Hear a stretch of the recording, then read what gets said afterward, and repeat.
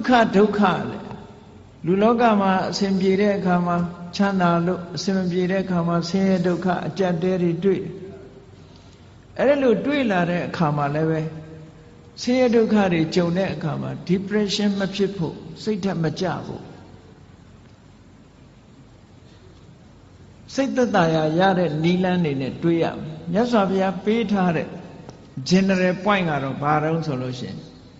Be ya ma mye bu de takhana be so de atwei le ne thi kha ma. Sin ya de atain da takhu ko ai da ne khu kha kaawai tha thi atwet jaung ko siat that ma depression phit de soda mashi bu. Siat that de nain ja twa da myo mashi bu de. Khu kha nain de. Chanda dukha ne dui la lo shin le luတွေကဘဝင်မြင့်ပြီးအောက်ခြေလွတ်တတ်တယ်အဲ့ဒါလို့မဖြစ်ရအောင်လည်းပဲခုနကချမ်းသာတယ်ဆိုတာလဲထာဝရမဟုတ်ဘူးတခဏမျှတာဖြစ်တယ်လို့မှန်ကန်တဲ့အတွေးလေးတွေနဲ့တွေးပြီးတဲ့အခါမှာကိုယ့်ရဲ့စိတ်ဓာတ်ရိမ့်ရိုင်မှုမရှိအောင်ကြန့်ခိုင်အောင်ကြိုးစားရမယ်ဒါကိုပြောတာကောင်းဆိုးလောကရန်ကြန့်ကြန့်ခံဘဝကိုလှလှပပဒီဆောက်ချင်ဟောဒီလောကရန်ခန္ဓာကြီးရှိဖို့ကြိုးစားရမယ်ဒါနံပါတ်1နော်လောကရန်ခန္ဓာအောင်ကြိုးစားဘယ်ပုဂ္ဂိုလ်ပဲဖြစ်ဖြစ်လောကရန်ဆိုတာရှိတာကြည့်ပဲဆင်းရဲတဲ့ပုဂ္ဂိုလ်မှလည်းရှိတယ်ချမ်းသာတဲ့ပုဂ္ဂိုလ်မှလည်းရှိတယ်ဘယ်နိုင်ငံသားပဲဖြစ်ဖြစ်ဘာလူမျိုးပဲဖြစ်ဖြစ်ဘာဘာသာကိုယ်ွယ်ဒါတွေကတညီတယ်ပဲဘာဖြစ်လို့လောကဓမ္မလောကရဲ့သဘာဝလို့ပြောတာနော်ကဲရတယ်ချီးမွမ်းတယ်ဆိုတာချီးမွမ်းတဲ့လူကချီးမွမ်းတယ်ကဲရတဲ့လူကကဲရတယ်အလုံးသိကြလိမ့်မယ်လေတခါတော့ကအမေရိကန်သမ္မတအရင်သမ္မတအီရတ်သွားတဲ့အခါကျတော့သတင်းစာဆရာတယောက်ကဖဏနဲ့ထုတယ်မဟုတ်လားဘာပဲဖြစ်ဖြစ်တခုခုအစော်ကားဆိုတာနိုင်ငံကောင်းဆောင်သမ္မတဖြစ်နေစော်ကားခံရတာမျိုးရှိတာစိတ်ဓာတ်ရေးရမတုံလို့ဖို့ကသိအရေးကြီးတယ်ပေါ့ကိုယ်လည်းကိုယ်အတိုင်းတာနဲ့သူလည်းသူ့အတိုင်းတာလောကမှာနေတဲ့ပုဂ္ဂိုလ်တိုင်းဟာကြည့်စိတ်ဓာတ်ကြန့်ခိုင်ဖို့ကြိုးစားရအဲ့ဒီစိတ်ဓာတ်ကြန့်ခိုင်တယ်ဆိုတာသူကသူကြန့်ခိုင်လာမှာမဟုတ်ဘူးကိုယ်တိုင်ကြိုးစားဖို့လိုအပ်တယ်ဘာဖြစ်လို့လဲဆိုရင်ခန္ဓာကိုယ်ကြီးကြန့်ခိုင်အောင်ဘာတွေလုပ်ကြလူတွေလမ်းလျှောက်ကြတယ်ကျမကြီးလေ့ကျင့်ကြတယ်ဟုတ်တယ်မဟုတ်လားကျမကြီးလေ့ကျင့်ကြတယ် physical exercise တွေလုပ်ကြတယ်အားကစားသမားတွေဆိုမမောနိုင်မပန်းနိုင်အားကစားလေ့ကျင့်မှုတွေပြုသို့သောလောကလူသားတွေမေ့နေတာလုပ်ဖို့မေ့နေတာဘာလို့ဆိုရင် mental exercise ပဲစိတ်ကိုကြန့်ခိုင်အောင်ကြိုးစားမှုကြတော့အားပြော့နေကြတယ်အဲ့ဒါလို့အားပြော့နေကြသည့်အတွက်ကြောင့်တလောကလုံးတစ်ကမ္ဘာလုံးမှာရှိကြတဲ့လူသားတွေဟာလောကရန်နဲ့ကြုံလိုက်လို့ရှိရင်ရိမ့်ရိုင်ထွက်သွားတယ်စိတ်ဓာတ်ကြန့်ခိုင်မှုအတွက်ကလည်းပဲ physical exercise လုပ်တယ်လို့ mental exercise လုပ်ဖို့လိုအပ်တယ်ပေါ့အဲ့ဒါတရားကျင့်တယ်ဆိုတာအဲ့ဒါပြောတာနော်တရားကျင့်တယ်ဆိုတာအဲ့ဒါပြော physical exercise လုပ်တယ်ဆိုလို့ရှိရင်လူတွေကလမ်းထွက်ရှောင်ရတယ်ကျန်းမာရေးလေ့ကျင့်ရတယ်အပြေးလေ့ကျင့်တယ်ခန္ဓာကိုယ်ကြန့်ခိုင်အောင်လုပ်တယ်ဒါဖြင့်စိတ်ဓာတ်ကြန့်ခိုင်အောင်ဘာလို့အောင်တရားထိုင်တယ်တို့စိတ်ဓာတ်လေ့ကျင့်ခန်းယူတယ်စိတ်တည်ငြိမ်အောင်ကြိုးစားတယ်ကိုယ်အိမ်မှာကိုယ်နေရင်ကနေပြီးတော့မှန်ကန်တဲ့အတွေးကလေးတွေတွေးတယ်ဆိုပါစို့လောဘစိတ်တွေများနေတယ်တွေ့တာစိတ်တွေများနေတယ်တဦးနဲ့တဦးခင်မင်ပြီးတော့သိတွေ့တာမှုတွေများနေလို့ရှင်တွေးလေလူဆိုတာတနေ့ကျတော့ခွဲရအောင်ပါပဲဟောမခွဲခင်တို့ဘာတွေလုပ်မလဲတချို့အဲ့ဒါမျိုးကိုစဉ်းစားရမှာမစဉ်းစားကြဘူးပေါ့စိတ်ဓာတ်ကြန့်ခိုင်အောင်အဲ့ဒါလေးကလေ့ကျင့်ပေးရဆိုပါစို့နုပြိုးနေတဲ့အရွယ်ရှိတဲ့ပုဂ္ဂိုလ်တွေကစဉ်းစားရမှာပါဇရာဓမ္မောမိဇရံအနတ္တိတောငါမှအိုခြင်းသဘောရှိတယ်အိုတဲ့သဘာဝငါမှရှိနေတယ်အိုခြင်းတရားကိုငါမလွန်မြောက်နိုင်သေးဘူးလို့ဒီဟာစိတ်ဓာတ်ကြန့်ခိုင်အောင်လေ့ကျင့်မှုတစ်ခုပဲတချို့အဲ့ဒါတွေတွေးရင်စိတ်ပြည့်စရာကြီးလို့ထင်တယ်မဟုတ်ဘူးစိတ်ပြည့်စရာတွေးတာမဟုတ်ဘူးသဘာဝအမှန်ကိုသိအောင်ကြိုးစားစိတ်ဓာတ်ဆိုတာသဘာဝအမှန်ကိုသိမှဒီထက်တယ် ရင့်ကျက်လာဗျာတိဓမ္မောမိဗျာရေနာတိတောအေးငါခန္ဓာကိုယ်ကြီးဟာနာရတဲ့သဘောရှိတယ်နာခြင်းတရားကိုငါမလွန်မြောက်နိုင်သေးဘူးတွေးပါဆင်ញင်စဉ်းစားပေးပါလေ့ကျင့်ပေးပါစိတ်ကိုဒါနဲ့လေ့ကျင့်ပေးအာယုန်နဲ့စိတ်ကိုလေ့ကျင့်ကောင်းတဲ့အာယုန်နဲ့စိတ်ကိုလေ့ကျင့်တာခေါ်တယ်မရဏဓမ္မောမိမရဏနာတိတောလူတိုင်းဟာသေခြင်းသဘောရှိတယ်ငါလည်းပဲသေခြင်းသဘောရှိတယ်သေခြင်းတရားကိုငါမလွန်မြောက်နိုင်ဘူးလေ့ကျင့်ပေးပါလေ့ကျင့်ပေးသည့်အတွက်ကြောင့်ဟောတန်ရောစဉ်တွေယောပါလာအတွေ့အတာတွေယောပါလာလူတွေကထင်တယ်အတွေ့အတာယောပါသွားလို့ရှိရင်တဦးနဲ့တူကွဲသွားလိမ့်မယ်လို့ထင်တယ်မဟုတ်ဘူးတန်ရောစဉ်နဲ့တွေ့တာဟာမေတ္တာနဲ့တွေ့တာနဲ့မတူတဦးနဲ့တူမေတ္တာနဲ့ကုညီဆောင်းလျှောက်တာကမှပိုးခိုင်တာတန်ရောစဉ်ကမခိုင်ဘူးတန်ရောစဉ်ဆိုတာကိုယ်အလိုချလေးဖြစ်နေတုန်းနဲ့တန်ရောစဉ်ကိုယ်စိတ်တိုင်းမကြတော့ဘူးဆိုတာနဲ့တပြိုင်နက်တန်ရောစဉ်မရှိတော့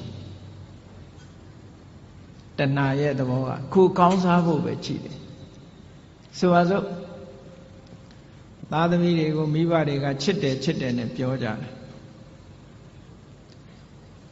သားသမီးချစ်တာလားကိုကိုချစ်တာလားသေချာဆန်းစစ်ကြည့်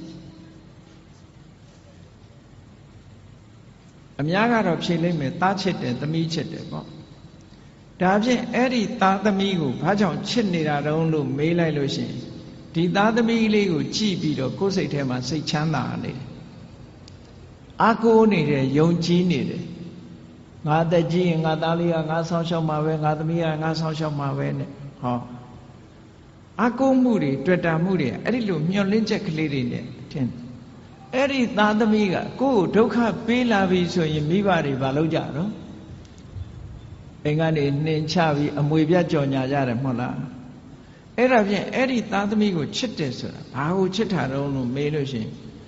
ကိုယ့်ရဲ့ပျော်ရွှင်မှုကိုဖျက်ဆီးလာပြီးကိုယ့်ရဲ့ဘဝကိုထိခိုက်လာပြီဆိုလို့ရှိရင်အဲ့သားသမီးမချစ်တော့အဲ့ဒါကိုကြည့်မယ်ဆိုရင်မိဘတွေကတကယ်ချစ်တယ်ဘာကိုချစ်တာတော့ကိုယ့်ဘဝကိုချစ်တာပဲကိုယ့်ဘဝကိုထိပါလာပြီးနှောင့်ယှက်လာပြီးဆိုရင်လက်မခံတော့ဘူးလေ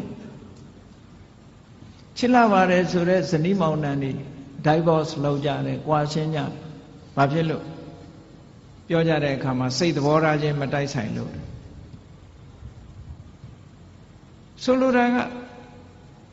သူ့စီကကိုပျော်ရွှင်မှုမရဘူးကိုယ့်စီကသူပျော်ရွှင်မှုမရဘူးကိုယ့်ရဲ့ပျော်ရွှင်မှုတွေဆုံးရှုံးကြတယ်အဲ့ဒီဆုံးရှုံးတာကိုမကြိုက်တာပဲအမှားတကယ်အနှစ်သာရကိုလိုက်ရှာကြည့်လို့ရှိရင်မြတ်စွာဘုရားကဒါကြောင့်မို့ဟောတာအတ္တသမံပေမနတ္ထိ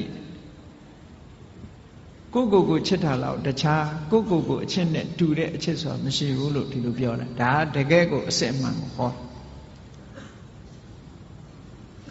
ဒါကြောင့်မို့လို့မေတ္တာဆိုတာကတော့အဲ့ဒါမျိုးမဟုတ်ဘူး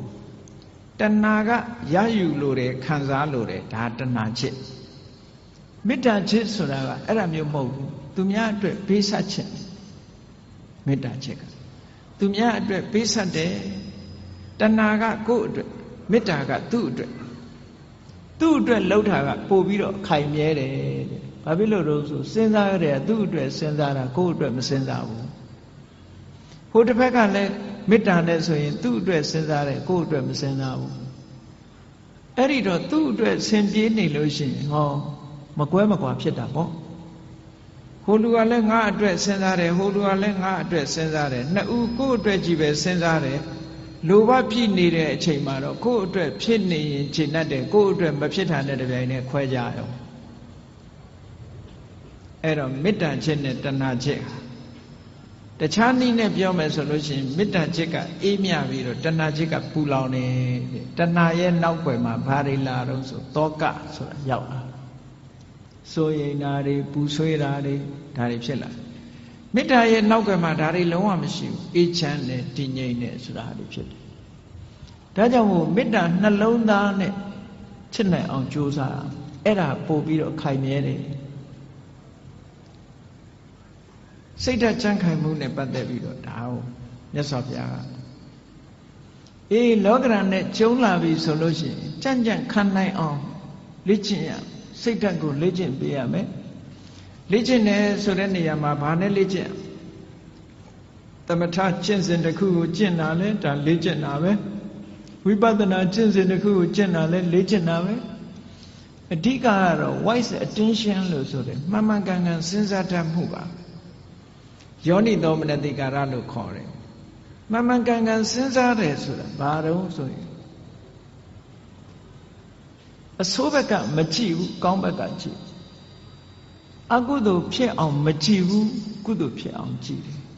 အကောင်းဘက်ကတွေးတယ်အရာရာမှာအကုန်လုံးအကောင်းဘက်ကတွေးရမှာလားလို့ဆိုဒီလိုတော့မဟုတ်ပါဘူးမှန်ကန်တဲ့ဘက်ကအကောင်းဘက်ကစဉ်းစားနိုင်တတ်ရမယ်အဆိုးဘက်ကကြည့်လို့ရှိရင်အဆိုးဆိုတာအပြစ်ကိုကြည့်တဲ့အခါမှာအရာရာမှာအမှန်ကိုကြည့်ဖို့လိုအပ်တယ်ပေါ့ဆိုပါစို့လူတယောက်ပေါ်မှာကိုယ်ကဒေါသဖြစ်တယ်ဒေါသဖြစ်တယ်ဆိုတာ तू ဘာအတွေးနဲ့ तू ဒေါသဖြစ်တယ်လဲလို့ဆိုရင်အေးဒီကောင်ကငါ့ကိုစော်ကားတယ်တက်စော်ကားတာပဲဆိုတဲ့အဲ့ဒီအတွေးတွေနဲ့တွေးလိုက်မယ်ဆိုလို့ရှိရင်ဒေါသဖြစ်လာမှာအဲ့ဒီအတွေးမဟုတ်ဘဲနဲ့ပြောင်းပြီးတော့တွေးလိုက်တယ်အေး तू ဆဲတာ तू ဆိုးတာငါကပ်ပါတာမဟုတ်ဘူးငါနဲ့မဆိုင်ဘူး तू ဆိုး तू ခံလိုက်မယ်ငါမပတ်သက်ဘူးလို့ဆိုရင်သူ့ပုံမှာဒေါသမထွက်ပြန်ဘူးအတွေးလေးဟာဒီနားလေးတင်မဲ့ကပ်ပြီးတော့ခွင့်လွတ်တတ်တဲ့အတွေးဆိုတာလည်းရှိတယ်လူတွေက